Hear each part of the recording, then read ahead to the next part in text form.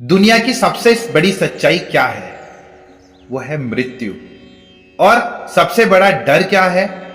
वो है मृत्यु का डर। लेकिन श्री कृष्ण हमें कहते हैं जो दिखता है वो मिटेगा, लेकिन जो असली है वो कभी नहीं मरेगा।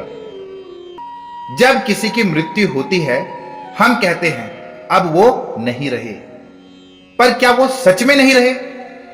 श्री कृष्ण कहते हैं जो कभी प्रकट हुआ ही नहीं उसका अंत क्या होगा? जिसे तुम देख नहीं सकते वो कभी गया ही नहीं।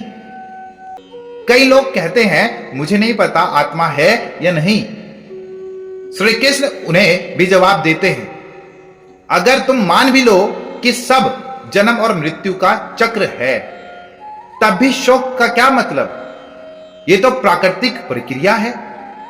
मतलब कोई भी एंगल पकड़ लो, दुख का कोई तर्क नहीं बनता। हर इंसान जानता है कि मौत एक दिन आएगी, फिर भी जब किसी अपने की जाती है तो हम टूट जाते हैं। लेकिन श्री कृष्ण कहते हैं जो होना तय है उसके लिए टूटना क्यों? जैसे सूरज उगता है और ढलता है, यह नियम है, वैसे ही जीवन और मृत्यु ये भी तो नियम है। जब बच्चा जन्म लेता है क्या हमें पता था वो कहां था? नहीं। जब कोई मर जाता है क्या हमें पता चलता है वो कहां गया? नहीं।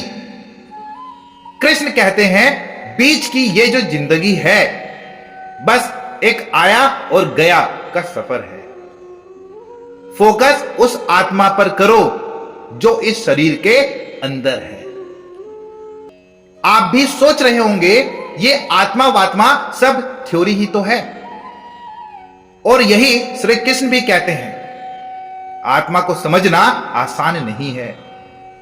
कई लोग पूरी जिंदगी सुनते हैं फिर भी नहीं समझते, लेकिन जो एक बार समझ गया वो कभी भी कुछ भी खोने से नहीं डरेगा।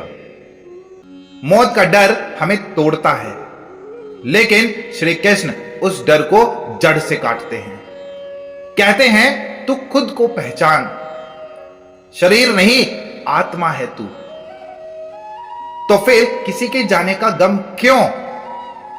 जिसे जाना ही नहीं उसका रोना क्यों?